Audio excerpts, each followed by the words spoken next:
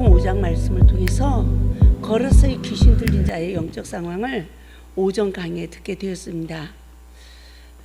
우리들의 삶 속에 나는 어떤 상처로 인하여 내가 어떤 인격자로 성장되어서 성령이 지배하는지 사탄의 영이 지배하는지 우리는 이 영적 상황을 잘 분별해야 합니다. 어려서 받은 상처가 치유 안 되면 평생 죽을 때까지 인격 장애자로 살아가는 거예요. 그러니까 불행에서 벗어나질 못하는 거죠. 근데 하나님은 나는 너희를 치유하는 여호와라고 했고 예수님의 우리를 구원의 길을 열어주신 거예요. 예수님이 우리 죄를 다 담당하시고 사망의 권세를 이겼어요. 근데 예수님은 하나님의 영으로 거듭난 우리에게 말씀으로 오신다는 거예요.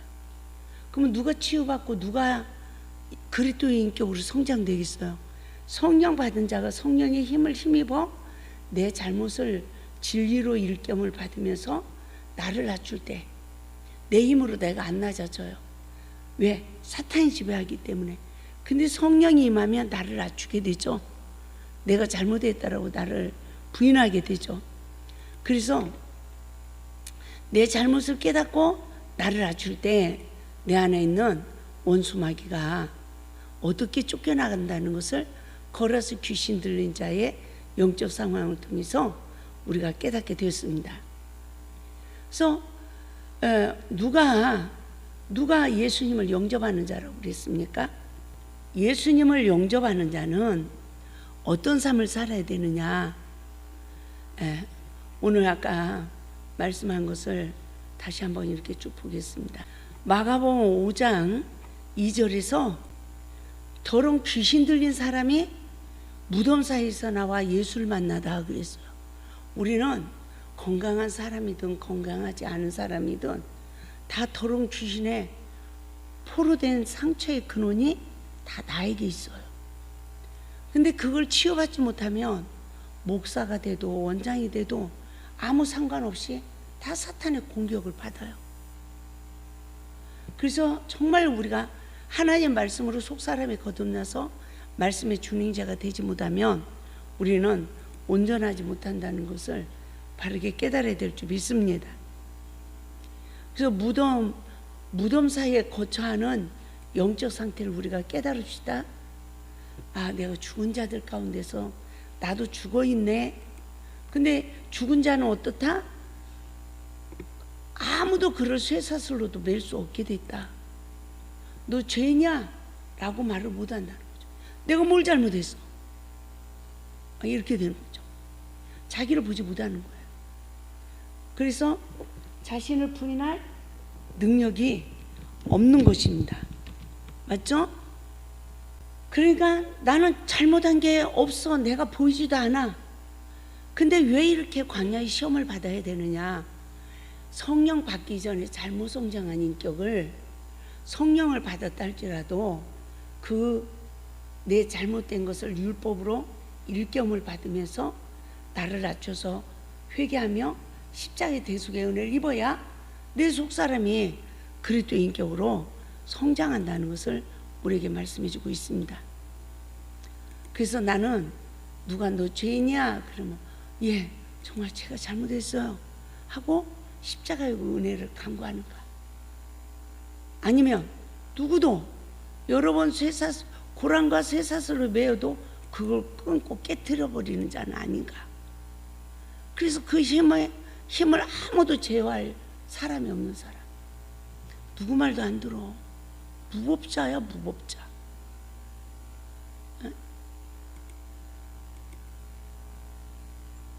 그래서 고통을 받으니까 어떻게 해요? 밤낮 소리를 지르는 거예요. 그 율법으로 남을 정죄하고 내 자신도 정죄하면 돌로 자기 몸을 해치고 있더라 라의 영적 상태가 되고 마는 거죠. 그래서 귀신 들린 자가 멀리서 예수를 보고 달려와 절하며 이 영적 상태는 그러한 우리에게 예수님이 오시는 거예요. 성령의 법으로. 시험이 올 때 말씀에 내가 불순종했네. 이게 예수님이 나한테 오시는 거예요. 이 깨달음을 받는 시간. 맞죠? 내가 정말 무지한 상태에서 살았어. 정말 31년을 그렇게 살았어요. 이 골짜기에서 11년 목회하면서 시험을 받아도 왜 이 시험이 나에게 오는지 몰랐어요. 그런데 그런 나에게 예수님이 오시더라고요. 성령의 법으로 무지한 나를 일깨워 주는 거예요. 시험만 오면 말씀을 일깨워서 내 죄를 보게 해주는 거예요. 그때 어떻게 해야 된다? 귀신 들린 자가 멀리서 예수를 보고 그래요. 그게 확 나에게 일깨워 주는 게 아니야. 어느 땐 너무 희미해. 너무 멀어. 그리고 내가 그 말씀을 지키기가 너무 멀어. 그 말씀은 나에게 안 이루어질 것 같아. 나는 그 말씀에 순종하지 못할 것 같아. 그런데 이 귀신 들린 자는 달려와 절을 했대요. 급히 엎드리라고 그랬어요. 아멘. 말씀에 의지하여 내가 잘못했어요 하는 자죠. 그러니까 어떤 역사가 이루어져? 6절에서 내 안에 있는 원수마귀가 나와 무슨 상관이 있나이까? 하나님 앞에서 맹세하고 나를 괴롭히지 마옵소서. 원수마귀가 안 쫓겨나려고 난리칩니다. 제가 옛날에 이 골짜기에서 기도를 처음 시작할 때인데 아주 이쁜 집사님이 오셨어.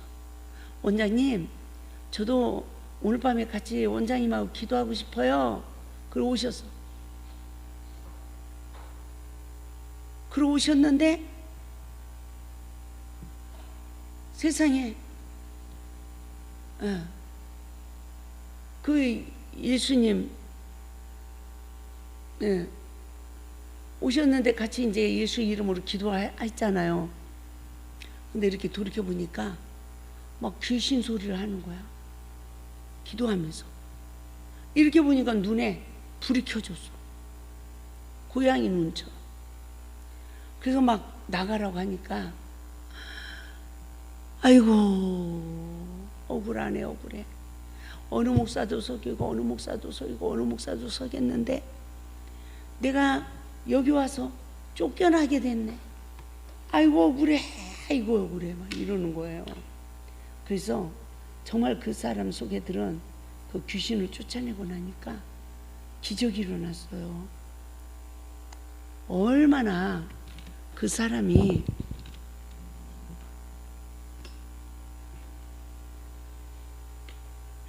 하나님 앞에서 정말 복을 받는 역사가 일어났는지 변화해서 새 사람이 되더라고요. 할렐루야. 그때부터 모든 시험을 말씀으로 이길 수 있는 능력이 주어지는 거예요. 그래서 내가 말씀에 의지하여 엎드리면 어떤 마귀가 떤다? 내 안에 있는 원수 마귀가 덜덜덜 떤다. 그러지만 예수님은 8절에서 그에게 이르시기를 더러운 귀신아 그 사람에게서 나오라 하셨습니다. 할렐루야. 예수님이 언제 내 안에 있는 귀신을 쫓아내 주신다고 했어요? 시험이 올 때마다 시험 받는 근본된 문제가 나에게 있어. 나도 잘못했어. 이것을 깨닫고 원망 들 만한 모든 사람 앞에 엎드릴 때, 할렐루야, 회개할 때 하나님은 역사하시는 줄 믿습니다. 사람이 무서워서 엎드리는 삶을 사는 것이 아닙니다. 하나님 말씀에 불순종하면 하나님께 벌을 받을까 봐 인간관계 피차 어떻게 복종하는 삶을 살아야 되는지를 일깨워 주신 말씀에 의지하여 엎드리는 삶을 살아야 될 줄 믿습니다. 그 시간이 예수님께 내가 절을 하는 영적 시기가 되는 거예요. 그러면 내 안에 살던 귀신들이 벌벌 떨고 꼼짝도 못합니다. 그런데 꼼짝 못하고 떠나가는 그 시간이 예수님이 내 안에 뭐한다? 예수님이 내 안에 원수를 물리쳐주는 시간이 되는 줄 믿습니다. 그래서 저는 9절에서 이에 이르되 물으시되 내 이름이 무엇이냐? 내 이름은 군대이니 우리가 많음이다. 내 안에 원수마귀가 이렇게 많이 살았구나. 그러니 내 인생이 얼마나 힘들었는가. 광야에 연단 원인이 나를 낮추기 위함이구나. 순종의 여부를 알게 하기 위함이구나. 사람이 떡으로만 사는 것이 아니라 하나님 말씀으로 살게 하기 위함이구나 라는 것을 깨닫게 하더니요, 내가 이 많은 귀신에게 사로잡혀 그동안 물이 건조한 땅, 말씀이 없는 광야의 삶을 살아온 거죠. 저는 이와 같이 첫사랑의 말씀을 일깨워주지 않았으면 내가 어떻게 됐을까라는 것을 생각하게 됐어요. 성령을 받았음에도 불구하고 또 이와 같이 말씀으로 오신 예수님을 영접하는 삶으로 나를 낮추지 못할 때, 마태복음 12장 43절 45절 시작. 더러운 귀신이 사람에게서 나갔을 때 물 없는 곳으로 다니며 쉬기를 구하되 쉴 곳을 얻지 못하고. 어디 딴 사람이 있으면 들어가겠는데 옆에 사람들이 죄를 안 짓네. 그러니까 이 귀신이 들어갈 자리가 없는 거야. 그러니까 쫓겨난 곳에 다시 와봐. 말씀이 없어. 물이 없어. 그러니까 빈집이야. 예수가 없다는 거예요. 말씀으로 오신 예수님이 내 안에 있어야 되잖아. 그러니까 또다시 들어와. 여기서 우리가 뭘 주목해야 되냐면, 내가 회개하니까, 간음죄로 지은 죄 회개하니까 간음형이 나갔어. 이거 되죠? 그런데 말씀이 없어. 이길 힘이 없어. 그러니까 어떻게 해요? 간음형을 더 악한 것들을 데리고 내 안에 들어와. 그러면 그 전보다 더 안 좋아진다는 거예요. 그래서 11절을 보면 마침 거기에 돼지의 큰 떼가 산 곁에서 먹고 있는지라. 이 귀신이 갈 곳을 찾은 거야. 아멘? 그러니까 예수님이 뭐라고 한 줄 알아요? 이에 간구하여 이르되 우리를 돼지에게로 보내어 들어가게 하소서. 그러니까 예수님이 허락하셨어.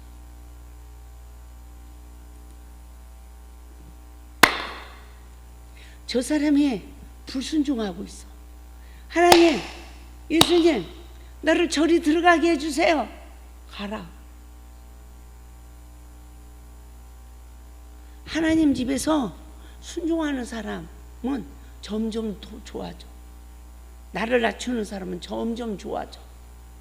근데 불순종하고 이런 사람들은 하나님 집에 사는데 점점 안 좋아져. 좋아져야 돼요? 안 좋아져야 돼요? 좋아져야 되죠. 신앙생활을 10년 했어, 20년 했어, 30년 했어. 그때 어떤 사람은 더 안 좋아졌어. 근데 어떤 사람은 좋아졌어. 우리는 분별해야 될 줄 믿습니다. 여기에서 돼지 떼는 산 곁에 무엇을 먹고 있었죠? 돼지는 탐심을 상징해요.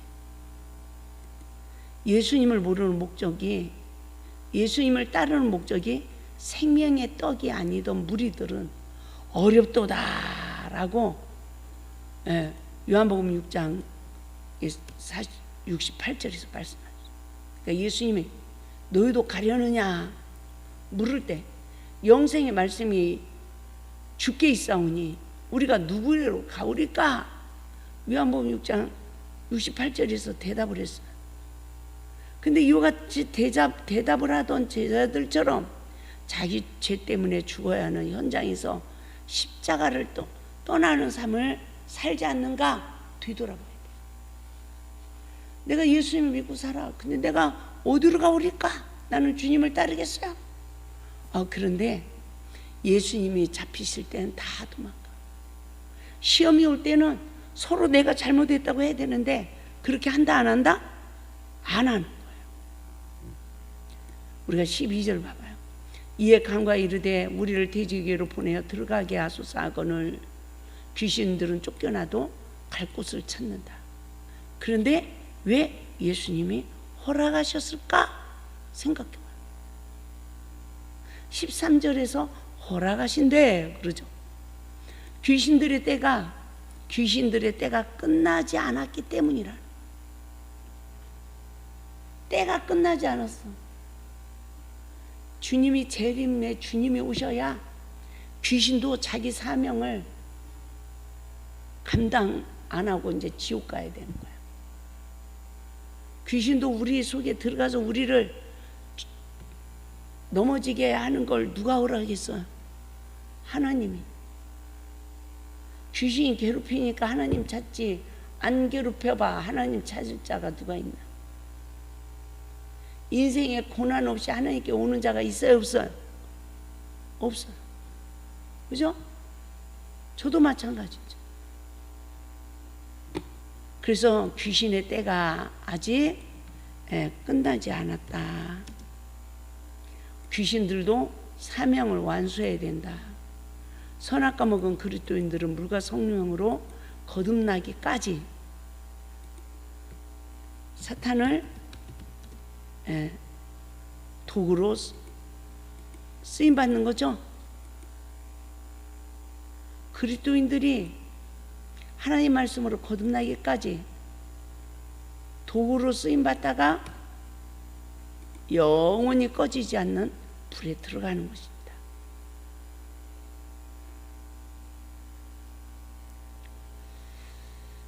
저는 나 역시 성령의 법으로 죄의 근원을 찾아주시는 늦은 비의 은혜를 은혜를 입혀주셔도 회개하고 엎드렸나 싶으면 또 넘어지고 또 일깨워진 말씀으로 이겼나 싶으면 또 넘어지는 나. 반복적으로 내면의 상처를 십자가의 구속의 은총으로 다 치유받고 박해를 받아 말씀의 주인자가 될 때까지 이기고 이길 때까지 늘 시험을 통하여 죄의 근원을 일깨워주시는 심판은 그쳐지지 않고 계속 되어 왔습니다. 힘이 들었습니다. 해산하는 수고였습니다. 선악과를 먹은 영성을 가진 자들은 정죄하고 떠나갔지만 하나님의 구속의 사랑은 끝없이 성취되었습니다. 선악과 먹은 죄성을 십자가에 못 박고 생명나무의 실과를 먹은 영성에 이를 때까지였습니다. 요셉처럼 나눔의 시기가 올 때까지입니다. 내가 말씀으로 내 죄를 보고 회개했어요. 내가 빈 그릇 준비됐어. 근데 이제 말씀으로 이겼어. 그때 말씀으로 인격이 성장했어. 근데 이제는 남에게 악을 주는 게 아니라 선을 주는 거예요. 그 은혜가 우리에게 임해야 될 줄 믿습니다. 할렐루야. 그래서 요셉처럼 나눔의 시기가 올 때까지였어요.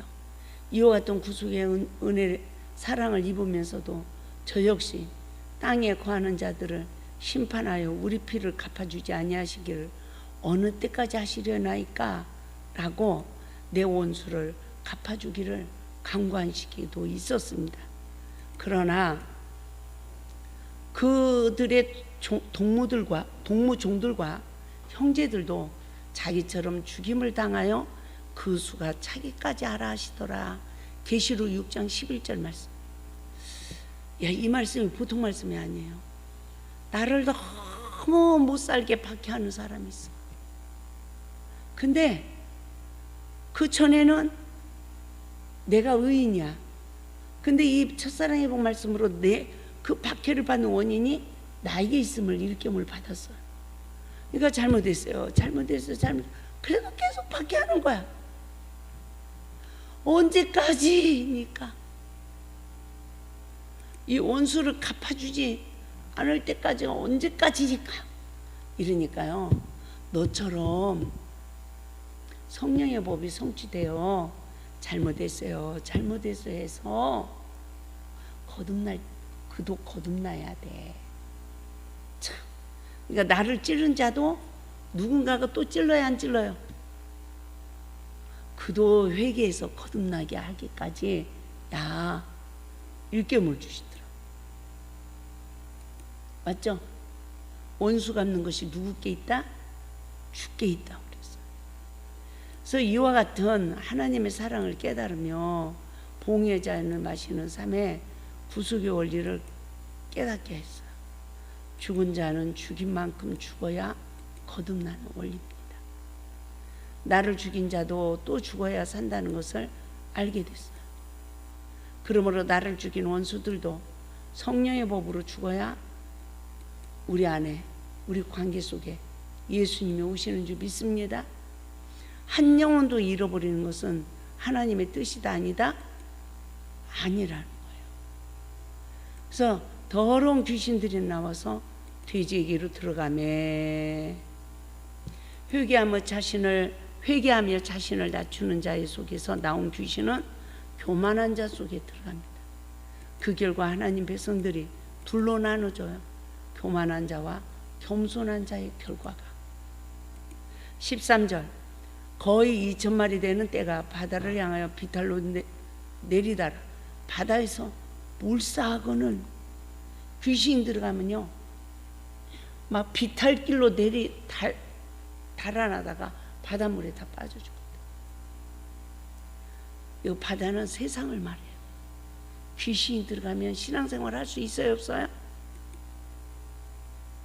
다 세상으로 나가 빠져 죽어. 14절 치던 자들이 도망하여 읍내와 여러 마을에 말하니 사람들이 어떻게 되었는지 보러 와서 이와 같이 하나님 나라에 참여하는 구경꾼들과 같다는 거예요. 구경하는 자가 되지 맙시다. 내가 변화되는 역사가 일어나야 될 줄 믿습니다. 15절 예수께 이르러 그 귀신 들렸던 자 곧 군대 귀신 집혔던 자가 옷을 입고 정신이 온전하여 앉은 것을 보고 두려워하더라. 귀신이 들렸는데 옷도 벗고 정신이 하나도 없었는데 이 사람이 치유를 받았어요. 말씀으로 내 죄를 보고 내가 잘못했어요 하고 엎드리니까 치유를 받았어요. 그러면 뒤돌아봐요. 자녀들아 주 안에서 부모에게 순종하고 공경하라. 그거 다 지켰어요? 안 지켰어요? 다 못 지켰죠? 제가 엄마는 왜 올케들이 이럴 때 그렇게 당해? 엄마가 그렇게 안 하면 되잖아. 제가 속이 상해서 그랬어요. 올케들이 엄마한테 뭐라고 하니까 내가 속이 상하더라고. 그러고 났더니 하나님이 까마귀 밥이 된 자야 이래. 나보고 마귀 밥이 된. 부모를 상처 줬다는 거죠. 대적했다는 거죠. 그래서 막 엄마한테 잘못했다고 그랬어요. 그런데 엄마 허물이 또 보여. 그럼 어떻게 해야 돼요? 입을 열어야 돼요? 마귀를 물리쳐야 돼요? 제 눈을 잡고 이 사탄아 물러가라 막 이랬어요. 그랬더니 그 뒤로 엄마 허물이 안 보이더라고.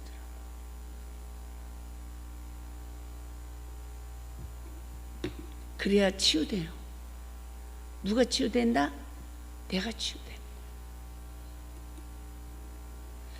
예수님을 영접한 자의 결과는 옳은 행실의 옷을 입고 성령의 지배를 받으니까 정신이 온전해지는 것입니다. 아멘. 이에 귀신 들렸던 자가 당한 것과 돼지를 본 자들이 그에게 알림해 그들이 예수께 그 지방에서 떠나가기를 간구하더라. 그랬죠. 서기관과 바리새인들의 영적 상태 아닌가 돌이켜봐요. 여우도 굴이 있고 공중의 새도 거처가 있을 때 인자는 머리 둘 곳이 없다 그랬어요. 말씀으로 오신 예수님을 영접하지 않아요. 이 말은 내가 말씀으로 내가 먼저 잘못했다고 인간관계를 풀지 않아요. 그리고 예수님을 지식으로만 알고 있어요. 그래서 마태복음 8장 22절 예수께서 이르되 죽은 자들이 그들의 죽은 자들을 장사하고 너는 그를 나를 따르라 하시니라.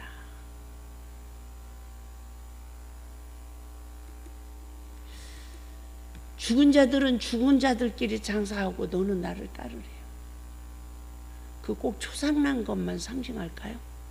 아니더라. 죽은 자들은 자기 잘못을 못 봐. 잘못했다고 안 해. 근데 나는 예수님을 따르려면 어떻게 해야 돼요? 그들한테 잘못했어요. 잘못했어요. 하고 살아야 돼.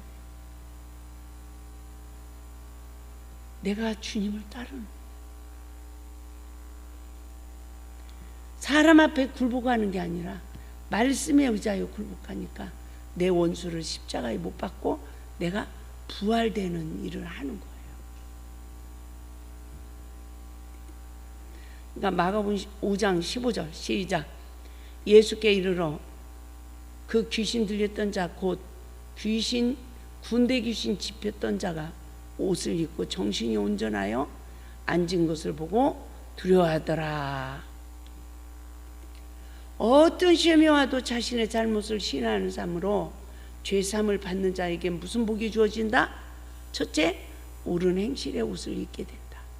둘째, 정신이 온전해진다. 그래서 예수님을 따르는 제자의 삶은 뭐라고 그랬습니다. 첫째, 자기를 부인하고 둘째, 자기 십자가를 지라고 말씀하셨어요. 그래야 주님을 따르는 제자의 삶을 살 수 있다는 것입니다. 18절